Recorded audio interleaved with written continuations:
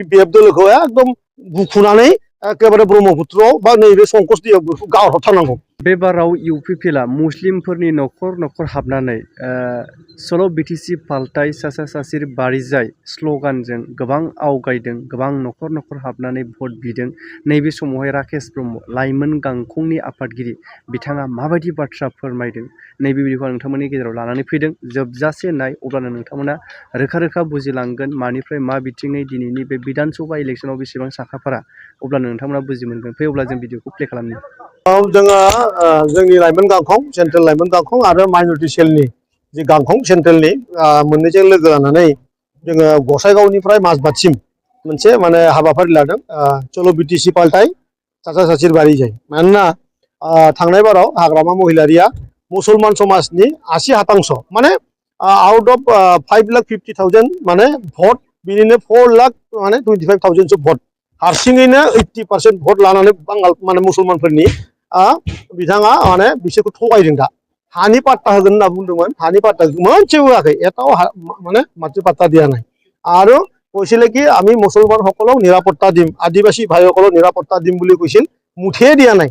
আদিবাসী আৰু বড়ো লোকৰ সংঘাতেই হ'ল।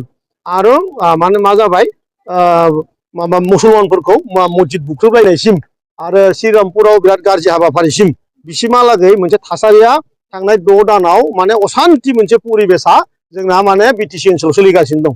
बेखायनो जोङो जिहेतु जोंना सान्थियानो मेन मथ' जोंना इउपिपिएल दोलोना, गतिके सान्थियै थांना थानांगौ, बयजोंबो अनलायनांगौ आरो बे हाग्रामा बायदि थगायसुला जि राजनितिक दोलो बिपिएफ, बे बिपिएफ दोलोखौ एकदम बुखुनानै एकेबारे ब्रह्मपुत्रआव बा नैबे संकस दैयाव गारहरथारनांगौ।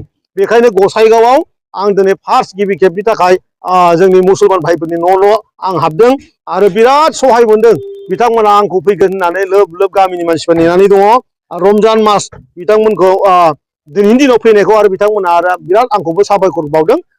बे खोथाखौ आं बुंनो हायो जे नैबे फैगौ बिधान सभा इलेक्सनाव माने हाग्रामा महिलारिनि जि पार्टि बे एबाराव थानाय नङा आरो बिटिसिखौ जोङो 2 मासनि उनाव जोङो सिफायफिननानै गोदानै जों इलेक्सन खालामफिननायनि जोंहा सिमां दं।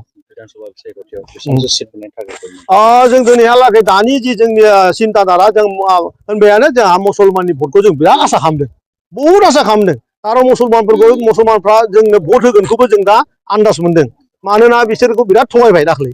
आरो जुदि बर'नि उनावनो जिहेतु मुसलमान 80% माने दाख्लै हाग्रामाया 7,80,000 भट मोनदों, बिनिनो 4.5 लाखआनो मुसलमान जिहेतु।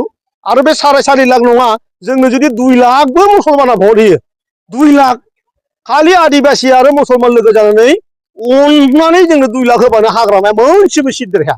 हाग्रामाया मोनसेबो सिट देरहाया, बेहा बेबायदि थासारियानो गैया, बिनि पार्टियाव खुनु बिसां गैया।